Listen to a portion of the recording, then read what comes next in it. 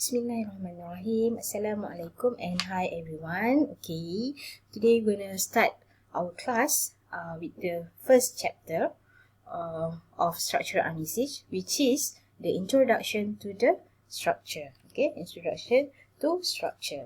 Okay, so before we go deep, we should know at the end of this topic, you should able to first identify the types of the structure based on the major load resist by the structure. So you guys need to know the types of the structure, whether the structure is the tension structure, compression structure, or truss structure. Okay, so the first point is identify the types of the structure. Okay, the second one is you guys able to explain the needs for the structural idealization before any structural analysis is carried out.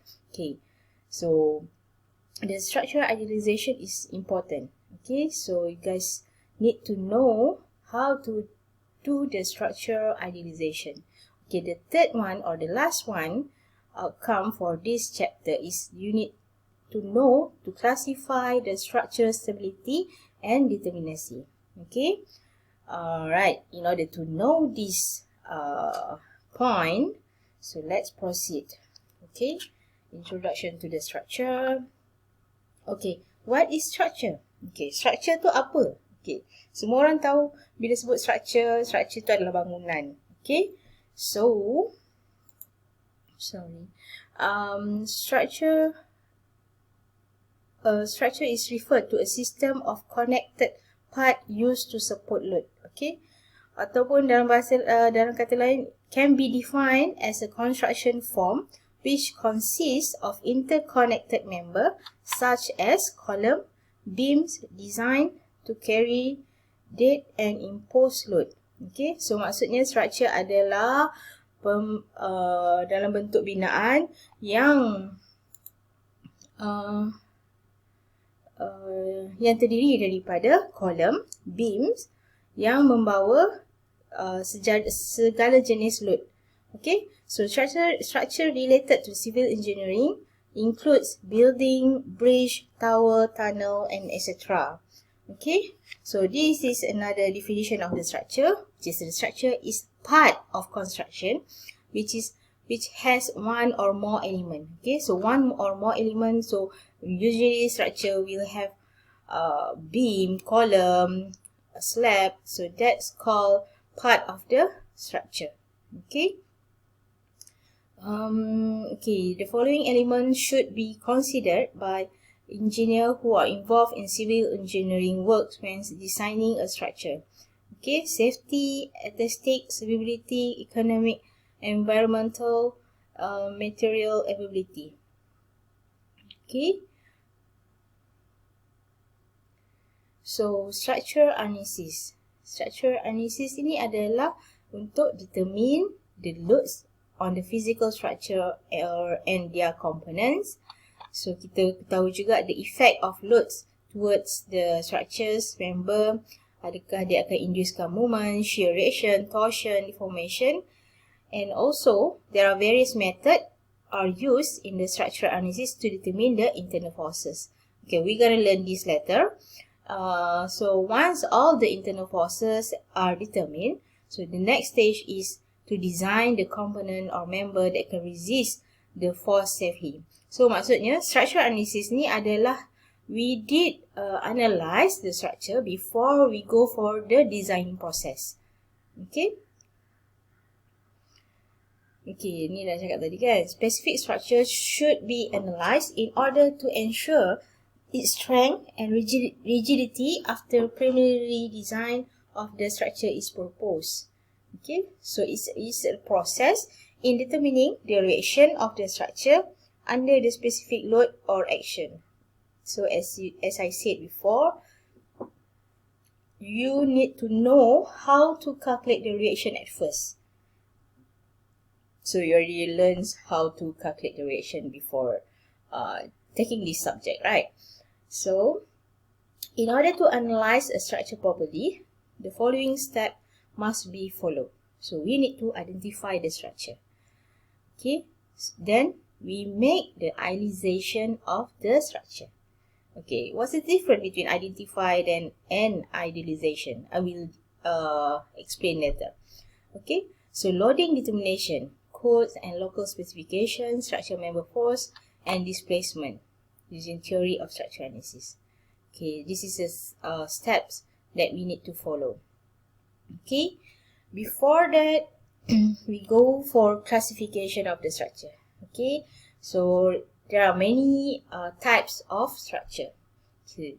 The first one, we go for tension structure. So, tension ni maksud dalam bahasa Melayu ni adalah satu benda yang meregang. Okay, so kalau kita tarik, tarik maksudnya itu berlaku tegangan ke atas tali ataupun kabel. Okay, a tensile structure is a construction element which is carrying mainly tension and no compression or bending. Okay, so ini adalah contohnya. Tensile membrane structure is most often used as a roof as they can. Okay, ni ada lagi contoh tension structure which is a cable bridge used in the cable used in the bridge. Okay, so kalau kat sini pun ada juga cable stay bridge. Okay, so this is the types ataupun kita boleh consider as a tension structure. Okay, maksud tension kat sini, nampak tak? Dekat sini ada satu cable. So this cable will mengalami keadaan tension. So akan keluar, nak panah T here, and T here. So T represent the tension. Okay, so mostly cable yang dekat the bridge will have the tension, will react as a tension structure. Okay, so this one also the cables support load. So dia akan mengalami tension. Okay, so another types of structure is a compression structure. So compression structure ni maksudnya mainly compressive stress under the action of external load. So akan ada compress. So compress ni adalah mampat tau. Satu benda yang ditekan. So the common two example of the structure is the column and arch. So kalau kita tengok kat sini, column akan mengalami load daripada atas. So dia akan bertindak as a compression structure. So ini ada lagi contoh which is arch. Arch pun dia react as a compression structure. Okay, ni contohnya lah. Kalau ada arch, so arch dekat bahagian atas ni akan mengalami compress. Ada load yang menekan bahagian arch. Okay, next is truss structure. Okay, truss are made of the straight member. So kita akan nampak ni straight member connected at their end by hinge connection to form a stable shape. So kalau kita perasan, trusses structure ni biasanya dekat bahagian roof dengan bridges. Okay, so kalau kita ada competition yang project kita nak buat adalah bridge modeling, so usually kita akan buat dia as a truss structure. Okay, so dia adalah straight member connected by the joint here. Okay, so shear structure such as a reinforced concrete shear wall. Okay, seperti dalam gambar ini. And lastly is a bending structure. Okay. Bending structure develop mainly bending stresses under the action of the external load. So kalau you guys perasan, most commonly used is beam, rigid frame, slab, plates. So maksudnya kalau kita perasan, beam memang akan react sebagai bending structure. Sebab dia akan ada bending stresses. Okay. So okay, this is just a relationship between analysis and the design stage. So before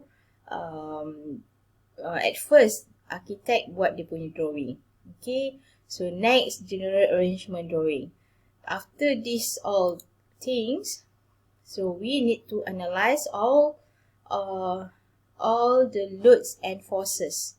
Okay, so kita analyze loads and forces, tengok stable ke tak stable, then we proceed to design and details drawing. So in this subject, we are covering this analysis of load and forces. Okay. Okay, so ini juga boleh read by oneself. Okay, apa itu structure idealization? Okay, structure idealization ni adalah bila mana kita nak keluarkan daripada real punya gambar ke dalam satu gambar yang telah, satu bentuk yang telah disimplifykan. Okay, so kita kena idealize the structure to make it simpler. Okay, in order to calculate the necessary calculation. So in this case, okay, we have this main beam. Okay, nombor 2 ni adalah main beam. Okay, ini adalah nombor 2. Nombor 3 ini adalah main beam. Okay, the third is the main beam. Okay, so number 1 here is the beam that carrying a slab. Okay, so this is the beam that support the slab. Number 1. So we have to consider the load coming from the beam here. Okay, so number 2 is the reaction coming from the support. Okay, so we need to simplify from this picture to this idealization of structure. Okay,